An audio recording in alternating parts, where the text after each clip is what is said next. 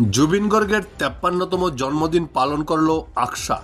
Silchar press ক্লাবে আয়োজিত এই শ্রদ্ধাঞ্জলি অনুষ্ঠানে জুবিনের প্রিয় গান মায়াবিনী পরিবেশন করেন আকশা কর্মকর্তারা।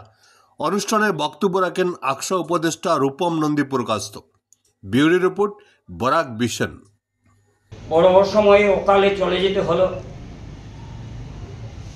আমরা ভাবিনি জুবিন গার্গ এত অসময়ে আমাদেরকে ছেড়ে চলে যাবেন। এবছর 19 সেপ্টেম্বর সিঙ্গাপুরে তিনি মারা যান।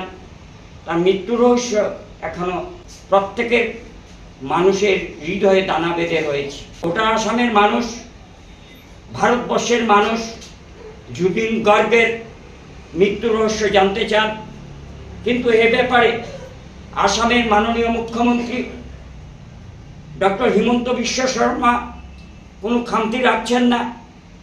ওনার মৃত্যুর পর আমরা প্রত্যক্ষ করেছি ওনার সেই ডেড বডি আনা থেকে আরম্ভ করে অদ্যাবধি ফাস্ট ট্র্যাক আদালতে যাতে তার বিচার হয় তার ব্যবস্থা করছেন। আমরা চাই জাস্টিস ফর জুবিন। জুবিনের মৃত্যু রহস্য আসামবাসী জানুক, আমরাও জানতে চাই, এবং যারা এর পেছনে জড়িত তাদেরকে দৃষ্টান্তমূলক শাস্তি দেওয়া হোক। এবং আমরা মনে করি এই শিল্পী আমাদের প্রত্যেকের অন্তরের মধ্যে রয়েছেন, তিনি মরেও অমর, ইনি লিজেন্ডার।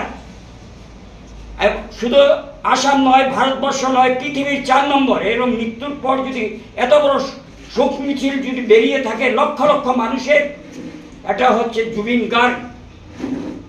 এই জুবিন গার্গ আমাদের সম্পদ, শুধু আসামের সম্পদ নয়, এটা